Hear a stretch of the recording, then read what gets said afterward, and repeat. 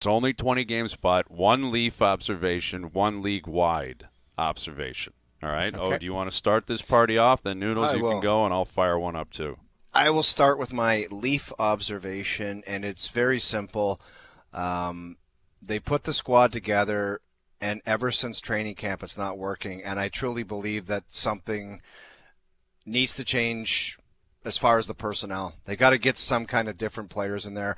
And I know the challenges that present. I know you can't trade guys, and I know there's a bunch of guys in there that a lot of teams probably don't want.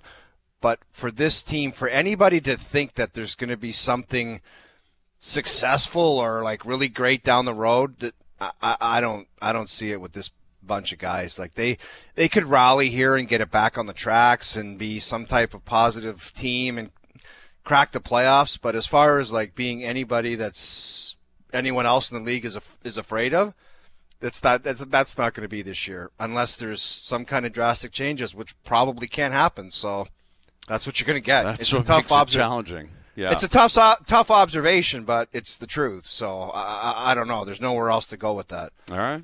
Like I said, they could get back on track, and they could be a positive story where they get into the playoffs, but I would say that's probably unlikely with that group of players. It's been a tough watch. It really has been. Yeah. Listen, they 9-2, but it's been tough. Like it is through 20 games. I think them winning 9 is kind of shocking. Their own GM almost admitted some of their wins have been horrible. Yeah. Like it's not. Yeah.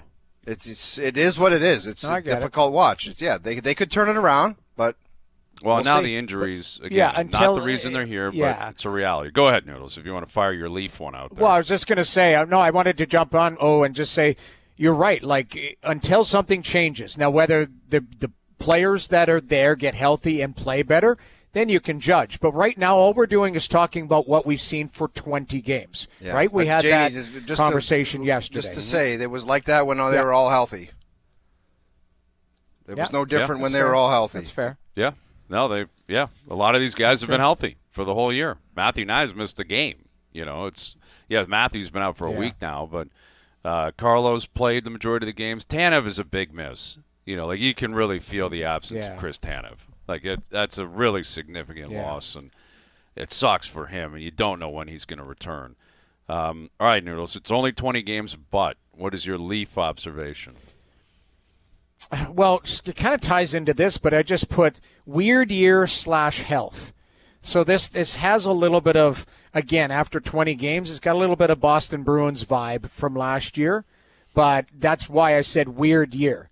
And I'm looking at the whole league too, but I'm also just looking at the Leafs. This is uncharted territory for our group. Yeah, we can yell and scream as we have in past years about their October, but in November it was like nails. They just cruised to the playoffs.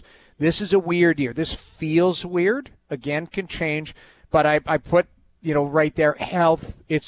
You can't argue that. That's 7 regulars that are missing. You take 7 players out of any roster, they're decimated. They look different. So that's what I've gotten after 20 games. It's a weird year, and health has not helped it. Yeah, and we'll see how much the health factors into the rest of the year. I mean, it's weird what's going on. We just got to note Charlie McAvoy had facial surgery and has no timeline on return, so he's out again. Luis Durainen, I always butcher his name, had a barbecue injury that he suffered in Florida, had surgery, is out, had burns, and is out for weeks. So it's like... Excuse me? Yeah. Luis Durainen down in Florida. Had a barbecue injury. A barbecue injury. You know what? I'm not going to say anything because I think Scotty Scheffler missed months because he was making ravioli. Yes, he did. And it's just Jack Hughes. We just went through it. Apparently cut his hand at a team party or something, and I don't know what he was doing, but it's just there's a lot of injuries going on. There's a lot of crazy injuries going on. Barbecue, man, can get in the way. A barbecue is a wild one. I lit myself on fire one time at a barbecue. I had to stop, drop, and roll. No way. I'm not lying. I'm not lying. Wow.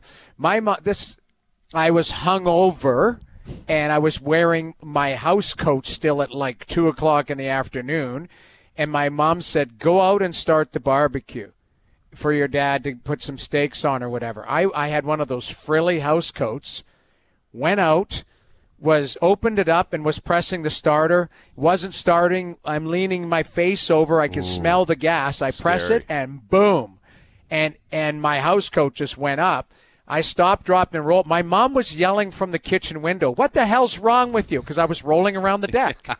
And I came in. My house coat had almost burned right off of my body. No way. Like I had to. All I remember is stop, drop, and roll. Ralph I stopped, Furley. drop, and roll. My house coat was on. Hugh Hefner in St. Albert. Wow. Well, What a scene. It was a clothes barbecue underneath? injury. That Like would really be a scene if you had no, nothing I just underneath. my gone. Oh yeah, just if my you're gone. just I'm like, running around with your stick and berries flying everywhere, Barbecue's ready, Dad. burning to death. Throw the steaks on. Medium rare, please. Yeah, neighbors, you want to come over for some dogs? yeah, just ridiculous. Wow. But you can. I mean, you could think. I guarantee you, there are people out there with stories of like, yeah, barbecue is a dangerous It thing. is. You can't mess around with those. It things. is. It can. Yeah. It is dangerous. Of course. I mean, the whole nature of the thing is wild. It's gas and ignition, and like it's. And you're right. You get out there and you get one that's just not working properly, and naturally, like you did, you put your face in, which is the last thing you should ever do. And every dummy does it. They're Everyone. like, I got to give this one more Yes. click Yeah, and have a Bing. peek in there to see what's up. Yeah. And they blow their face right off. That's exactly. Well, what it's happened. nerve-wracking when you get one of those old school barbecues where it's like, well, you just got to light it with a barbecue lighter, or stick something in there and get like a spark. Crank that to the right and then grab a Zippo lighter and light that little thing on the side, and it's like, no way. Dude, this thing, there are multiple propane tanks here. I don't think I'm doing Yes. that. And you just see like old school whoever, moms, dads are like, wow, get out of the way, then I'll do it. I'm like, you do this all then the you see time? the old uncle that's half pissed. He'll grab a piece of paper, light it on fire, and chuck it in, and it Yeah. lights. And Always. then he's like, where's the food? I'll cook it. And looks at you with such disgust too, like you're so soft and you're such a loser.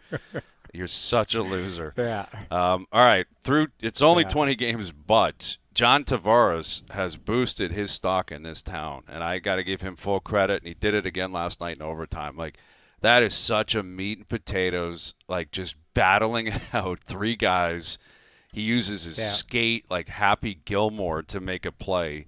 And, I don't know where this is going to go for the Leafs. I hope it ends positively for John. This is year 8. Ultimately, I think it's been more of a positive than negative, but it's been tough for him at times because the contract has been so big, the playoff losing. He wears that like everyone else. The captaincy, now he's not the captain. But for him to sign a very team-friendly deal, come back and battle and grind, and you can rely on him every single night. Other guys are coming and going with injuries. Other guys are coming and going with their, status and level of play. He is just continuing to plug along. Yeah. And to his credit, he's turning into this kind of like, it's weird to call it an underdog story, but it's kind of the nature of the way the sport works. Like, what's your contract? Oh, it's that high? Well, you're supposed to do this. Every goal he scores, there's a tweet. God, this guy's a legend. So underpaid. Yeah. Every goal. And honestly, there's a lesson there. If you could go back, just play your cards a little bit differently, everyone, and you'd probably have a little bit more breathing room in this market. But, c'est la vie. It happened. It's over, and you move on. But John Tavares had a great start. All right, it's only 20 games, but what do you have league-wide? I'm going to say Bedard and Celebrini. I have 2, okay? They're both on the Olympic team. Ooh. I don't know how you leave them off. I really don't. Like, did you see some? But Bedard is doing what he did at the World Juniors, because I remember I pumped his tires and I came home and told you guys, I was like, this guy is the real deal. And I said he was going to score 40 goals in his rookie year. Didn't happen. Didn't happen the second year. But when I got home last night, I caught the tail end the second half of the Calgary game. And this guy's doing some stuff. Like, he's doing some serious stuff where he's like, the no chancers where he's slinging it, like this goal right here. If you're watching on like that, that's a no doubter where it's like the goaltender. I don't care if the goalie's 6'6", 5'8", 5'10". They're not stopping that. It's just that's the kind of stuff he's doing. And the other guy, he's been one of the best players in the league, if not the best, out in San Jose. I don't know how you look at those. Like if you really want to make them, if they got a different role, you got to play a defensive role. I don't know. You tell them to do it and figure it out. Last night. Yeah, both of them 13 goals. Both of them, 29 for Bedard points, 30 points for Celebrini. Unbelievable. Yeah, they've both been great. Yep. All right, Noodles, what do you have? It's only 20 games, but league-wide. From the league-wide standpoint, I got to go back to it. Terrible product so far. And that's it's a blanket statement, and I know that sounds weird, but how many games? You guys know I watch 2 games a night at least, maybe a third if there's an afternoon game. There has not been the level of play that we expect as fans nightly. Now the game ended. We did the panel last night. The game ended in an exciting fashion. It was a dog's breakfast of a game for 50 minutes of it, to be honest. There's highlights in every game you can find. Highlights in every game. I see, you're right, but I see the product as being weaker for some reason to start this season. Maybe it's because some of the good teams are struggling. Maybe there is a transition. I get it. Or maybe that's just the parity. But the games haven't been – there's been some charging games, the Tampa, Florida game, all of that type of stuff. Detroit Rangers ends in a little dumb brawl there, that type of stuff. And I'm not saying fighting, but I'm just saying, I look at it, there's nights where you're watching it and going, these guys have no interest in laying a hit or having JT their Miller intensity routine. level goes through the – Oh, my God. That JT San Miller, Jose? that was San outrageous. Jose. Yeah. San Jose, enjoy your young, exciting team while you can. Because what happens is, and why it's so terrible, is the good players, they want to get paid, and they deserve it, and they start signing $10 million contracts, and then everybody else has to get – we've seen it here in Toronto. Everyone gets punted overboard, and then all of a sudden you got 5 good players and a bunch of stiffs. And when the good players leave the ice, you're watching an AHL hockey game. Yeah, well, and that's my observation was it's a young man's game. Like Bedard, Celebrini, Leo Carlson. If you don't know him, get used to him.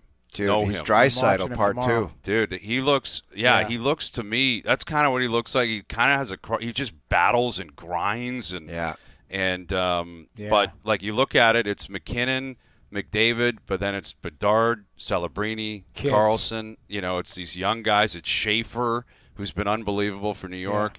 And it's a young, fast league early in the season. And that's very clear right now. And the Leafs are an example of that. They're old and slow. Edmonton's an old team. Outside of McDavid and Draisaitl, they kind of look old and slower. And, they'll get going. But through 20 games, the young teams and the young players are flying. Let me ask you this. If there was an all-star game, much like the Young Guns team at the World Cup, like if there was Young Guns 22 and under versus McDavid's and McKinnon's, the older guys would still win it. There's still there's Celebrini, Bedard, Carlson, Schaefer, but there's not a team full. There's not a team full.